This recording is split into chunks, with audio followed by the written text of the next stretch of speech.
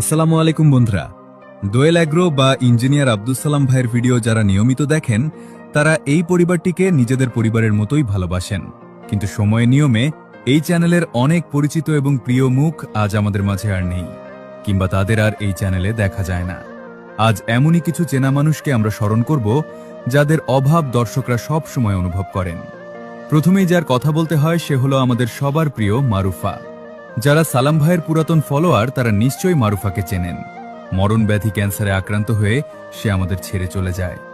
সালাম ভাই এবং দেশ বিদেশের অনেক প্রবাসী ভাইরা মিলে তাকে বাঁচানোর সর্বোচ্চ চেষ্টা করেছিলেন, কিন্তু আমরা তাকে ধরে রাখতে পারিনি। এরপরই রয়েছে ঐশী। তখনকার সময়ে ঐশীকে সবাই চিনত, কারণ সে ছিল তার খুব কাছের বান্ধবী।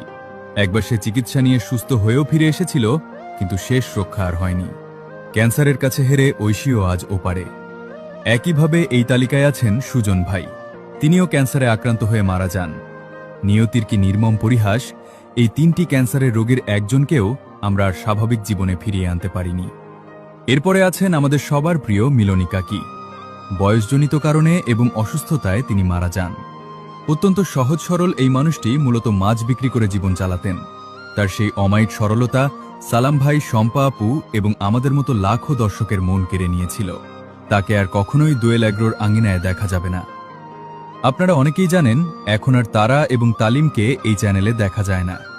তারা কেন এবং কি কারণে এই চ্যানেল থেকে দূরে সরে গেছে তা আপনারা সবাই জানেন, তাই এই বিষয়ে নতুন করে আর কিছু বললাম না। তবে তাদের অভাব দর্শকরা প্রতিনিয়ত কমেন্ট বক্সে প্রকাশ করেন। একই সাথে আমরা হারিয়েছি মকু ভাইকে। সালাম ভাইয়ের সব কাজে ডান হাত কিংবা বাঁ হাত বলা হতো মকু ভাইকে। সব কাজেই তিনি সালাম ভাইয়ের সাথে থাকতেন, কিন্তু তালিমের আপন ভাই হয় পরিস্থিতির কারণে তাকেও আমরা এই চ্যানেল থেকে হারিয়ে ফেলেছি। এর বাইরেও সালাম ভাইয়ের নিজের বাবা কয়েক মাস আগে বার্ধক্যজনিত অসুস্থতার কারণে মারাছেন। এছাড়া তার নানি, তার বাবা সহ আরো অনেকেই আছেন যাদের আর এই পেজে কোনোদিন দেখা যাবে না।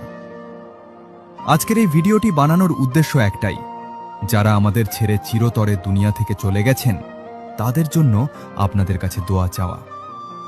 আল্লাহ যেন তাদের সবাইকে জান্নাতবাসী করেন।